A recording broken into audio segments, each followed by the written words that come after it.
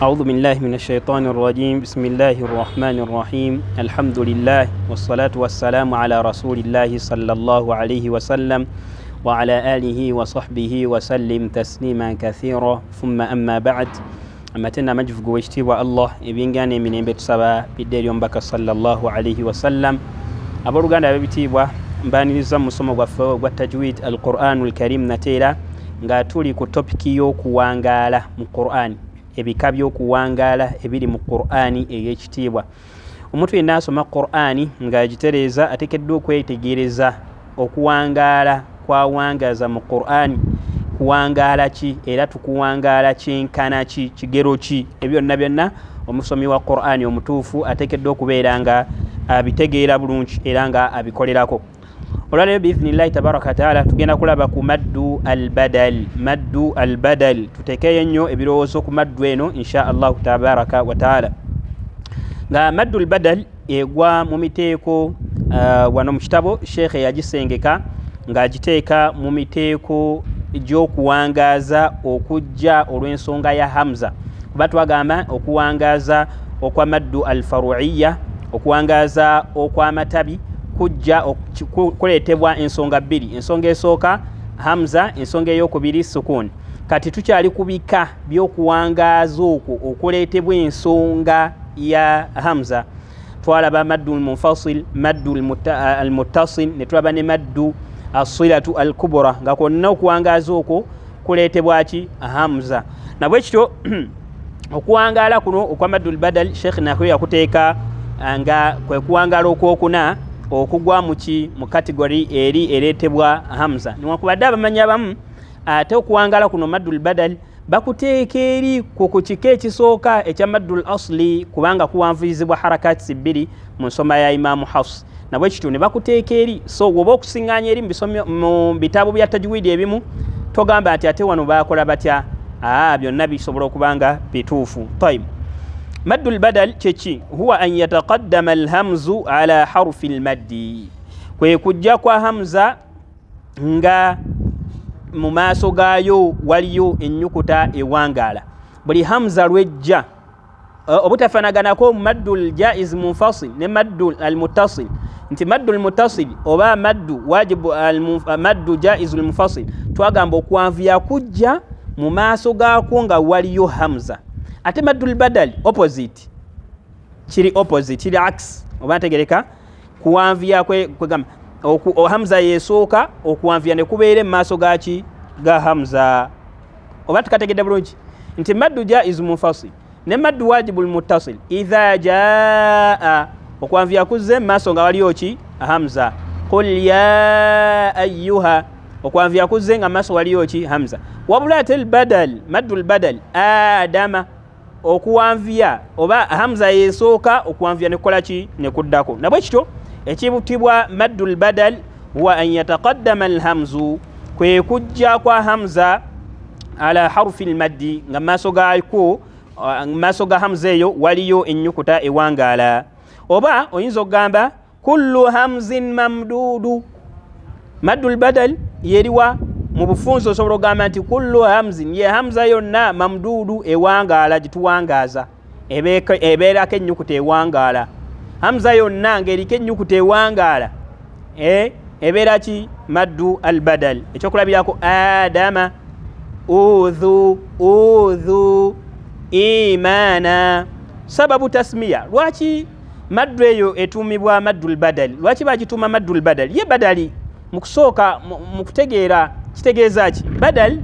kitegeeza ibdal, kukyusa, kwe kukyusa ekintu ekibaddewo. Katugaze nti kino ekitabo kibadde wano n'okijjawo n'okiteeka wano. Ate eno essimu kagambo olina essimu n'ekitabo, ekitabo kiri wano, tetugamba nti ibdal kyusa, n'okyusa ekitabo n'okizza eno, essimu n'ogizza eri, kyetuyita badal mu mulimu Olwarabu, okukyusa. Oba ntegereka? Tayib. Kakati lwaki etuumibwa maddu al-badal? Lwaki etuumibwa kuwangaaza kwa kukyusa? Lwaki bwetyo bwe kiri? Summiya badalan li ibdali harfi al-maddi min al-hamzi. Etuumibwa maddu al-badal olw'ensonga nti ennyukuta ewangaala ebeera we wali maddul badali ennyukuta eyo ewangala ekyokulabirako adama alifu eyo ewangala nti agamba nti bagijja mu nnyukuta ya hamza waliwo hamza oba ntegereka waliwo hamza eyo ne bagijjawo ne bateekawo nnyukuta ewangala kyekigituumya badali wadhalika lwaki olw'ensonga nti anna al-araba la tajma'u fi kalamiha baina hamzataini abawarabu tebagatta mu kigambo kimu hamza bbiri senga thani ng'eyokubiri mu kigambo ekyo saakina ng'ebadde ya sukun abawarabu senga basiŋŋaana ekigambo kimu nga kirimu hamuza bbiri naye nga hamuza eyokubiri ya sukunu tebazisoma kiba kizibu nga kiri bwe kityo ekyokulabirako tu dama tu kiba kikaluba oba ategere ti nga hamuza ziri bbiri esooka ya mpeerezi ng'eyokubiri yaki ya sukunu nga biri mu kigambo kimu abawarabu tebazisoma bakola batya fa in wujida singa baba bazisiŋŋaanye mu kigambo nga kizze fi kalamihim bigambo byabwe kyebakola abdalu lhamza athaniya harufa maddin mujanisin liharakati lhamzi lula baddira hamza eyokubiri ebadde eya sikuunu ne bagifuula ennyukuta ewangaala okusinziira ku mpeerezi ya hamuza eri esooka tokategedde kwegamba bwe basiŋŋaana hamuza bbiri mu kigambo kimu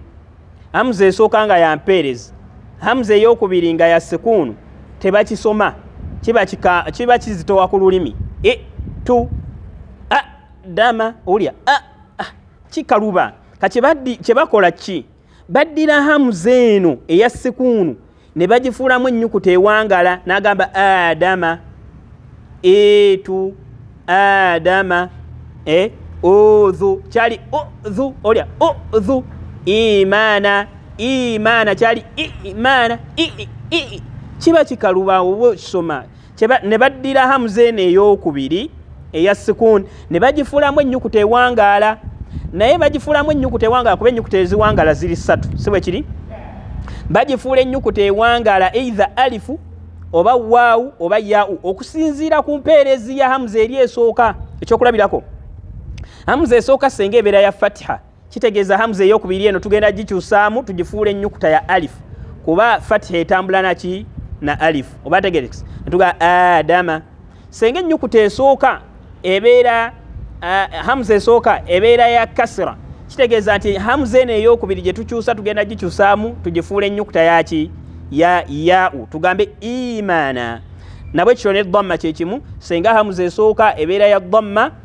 hamuza eri eyokubiri tugifuula ne tugifuula nnyukuta ewangaala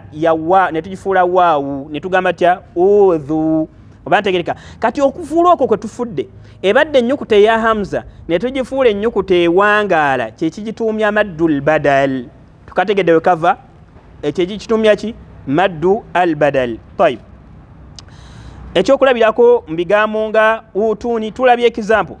ekigambo utiini asulu yakyo kyali utiini hamuza zaali bbiri ne tuddira hamuza eri eyokubiri ne tugifuula ennyukuta ekola ki ewangala itai itai itai ita ekigambo kyali itai hamuza zaali bbiri hamuza eri eyokubiri ne tukola ki ne tugifuula nabwe kyo abamanyi beegatta bonna abamanyi bonna ensoma za qur'ani zonna ensoma 10 zeegattira ku nsonga egamba nti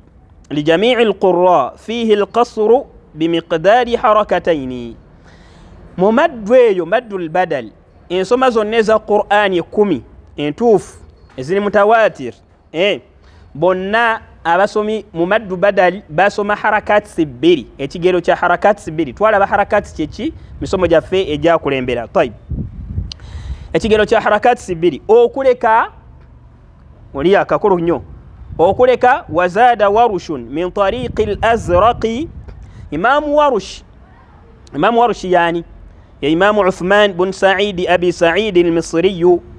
imamu warush amanya ge uthman bun sa'id abu sa'id yali musajja mu misiri yali musajja mu Misiri imaamu oyo rahimahullah bebamu ku barrawi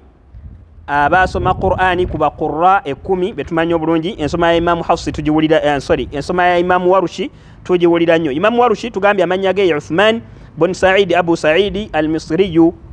nga yali yatuumibwa al-mulaqabu bi Warushin, yali yatuumibwa erinnya lya Warushi. Shekhe we Imaamu Nafi'i yali mutuuma olw'ensonga Warushi kitegeeza akawawatira akeeru ennyo, yali musajja mu ndabikanga mweru nnyo nnyo nnyo. Imaamu we Imaamu Nafi'i n'amutuuma erinnya lyani lya Warushi, wabula amannya gamba tuufu ye Uthman bin Sa'id. Tayib, Imaamu Warushi yali musomi wa Qur'ani nnyo, oba ategereka, yali musomi wa Qur'ani nnyo nnyo nnyo nnyo mu Misiri oba mu ggwanga lye, era yazaalibwa omwaka gwa 1010 hijiriya. Yasoma ku Imaamu Nafi'i inno yatambula olugendo, kyova tubagamba munoonye irimu mwe muyina ne chance irimu mutula butuzi mu ntebe yo ku buliri bwo n'owuliriza ku masimu basheekhe babaleetera irimu babasembereza irimu. Ne bano abasajja baatambula engendo yava Misiri n'agenda Saudi n'agenda Madina, kuba Imaamu Nafi'i yali asomeseza Madina oba ntegereka, n'amusomako irimu eyo, n'amusomako ensoma eyo eyabbulwamu erinnya lye nti nsoma ya Imaamu ani Imaamu Warushi rahimahullah. Yafa omwaka gwa 1907 Imaamu oyo Imaamu Warushi. Nabwekyo mu nsoma ya Imaamu Warushi ayinamu ekkubo mu nsoma ye, wulira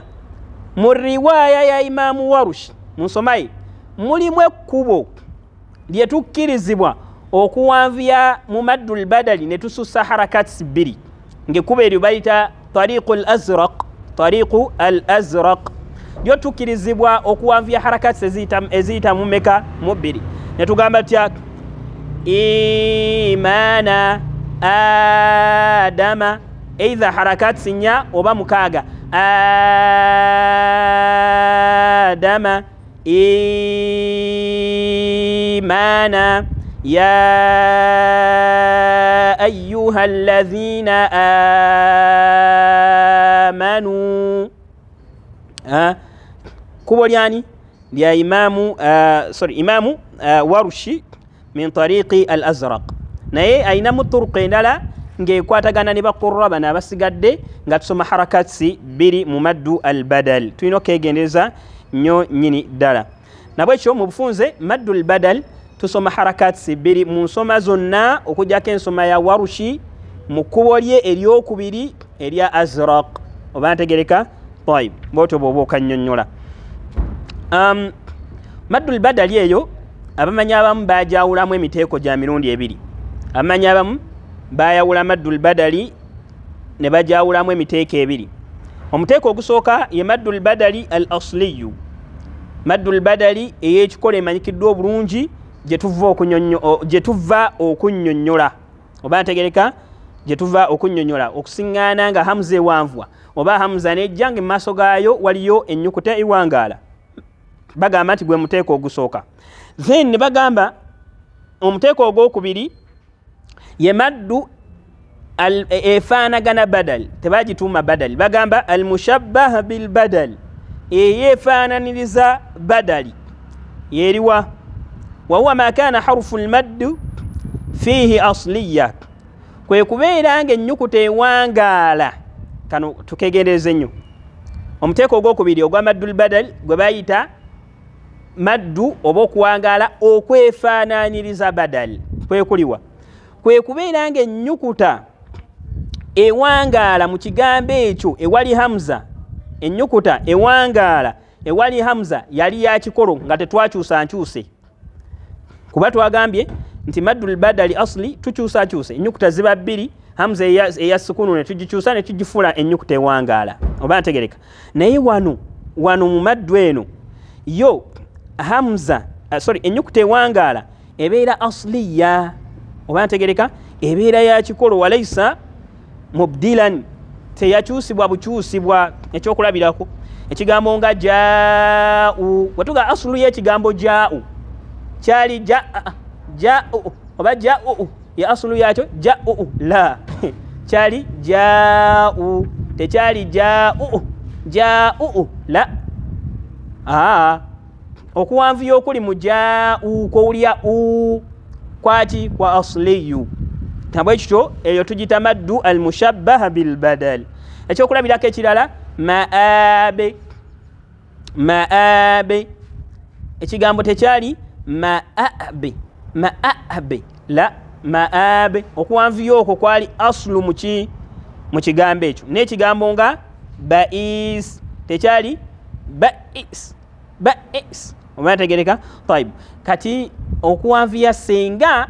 osiŋŋaana okuwanvuya kwa badal naye ng'ennyukuta ewangaala mu kigambo ekyo tebakyusa nkyuse ng'eri ku kikolo okuwanvuya okwo tukuyita tutya abamanyi bakwawula ne bagamba nti kuba mushabbaha bil badal tulina okuketegereza taib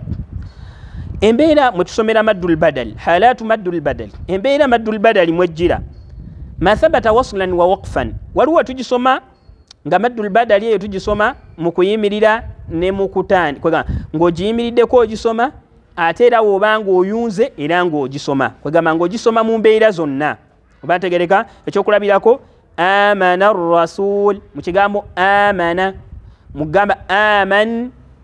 ogisoma bw'oba oyunga amana era okola ki amana rasul era okola ki era ogisoma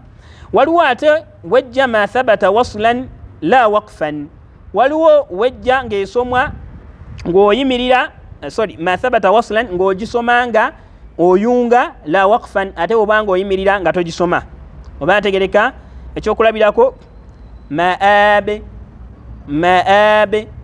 oba ntegereka maabe awo ogisoma nga ogenda kukola ki kuyunga anyway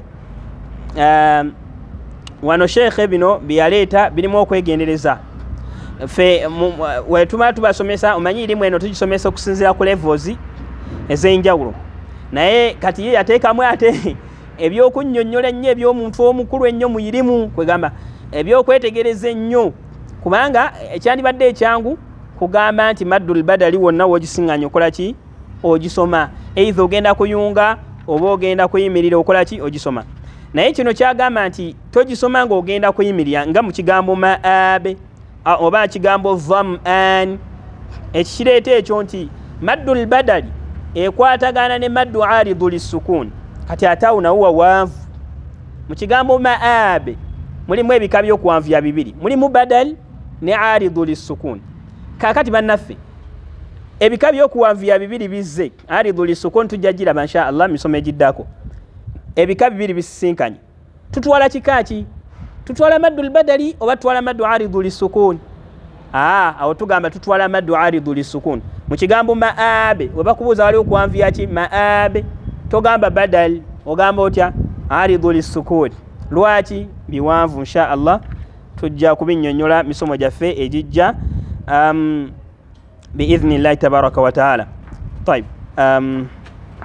kyekyo katukomaawo ekigambo mpozi ekigambo ekirala kyenjagadde okukoonako sheekhe kyeyayogera ekigambo ituuni ekiri mu suratu ndowooza suratu ahqaf ituuni bikitaabin min qabli hatha ituuni ekigambo ekyo kitawanya abantu abangi nga bakitandikirako abamu bagamba ituuni hamza ne bazisoma bbiri twagambye abawarabu bwe basiŋŋaana hamza bbiri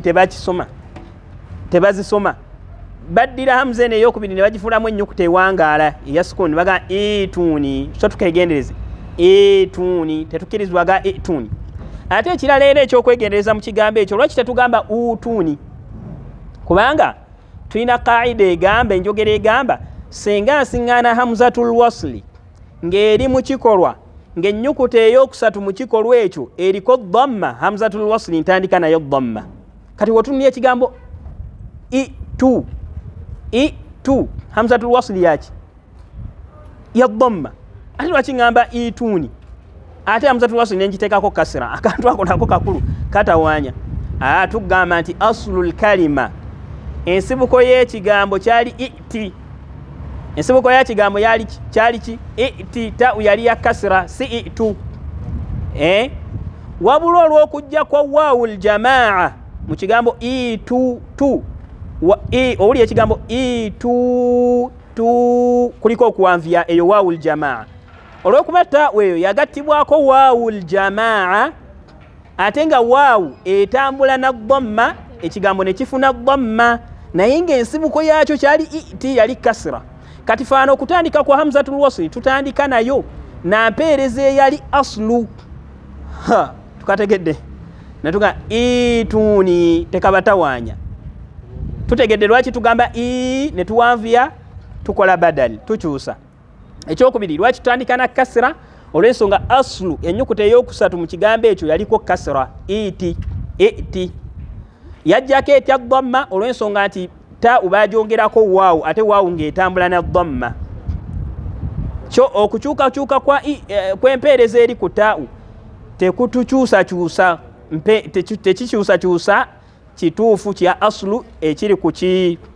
ekikolo ekyo tulina okutandika nakyo ku hamzatul wasli oba tukategedde bulungi tujja genda nga tumunyonyola kabadde kakulu nnyo kwongerezaako akasemberayo ddala ku maddul badali eno mu bigambo nga ma'an du'aan shay'an ebigambo nga shay'an tukola tutya maddu eyo tugitwala nti maddul badal bwe tuba tuyimira tugamba ma'a du'aa shay'a tubala nti maddul badali oba maddul iwad mujjukire twasoma ku maddul iwadi misomo gwaffe ndowooza misomo gyaffe egiri emabegaawo twasoma ku maddul iwad kwe kuyimirira ku fatiha ebbiri n'owanvya okuwanvya okwo kwowanvya ng'oyimiridde ku fatiha ebbiri twakuyita tya maddul iwad kati bw'osiŋŋaananga okuwanvya okwo kuli ku hamza n'empanvu ya maa maddu eyo eyitibwa maddul iwadi oba maddul badali ebyo tujja bisoma mu maaso awo insha allah aqwa sababaini omusomo baguyita aqwa sababaini senga osiŋŋaana okuwanvya kwa mirundi ebiri mu kigambo kimu ntwala kuliwa wawanvu biidhnillah bye tujja okutunuulira mu maaso eyo gye bujja barakallahu fiikum wa jazakumullahu khayran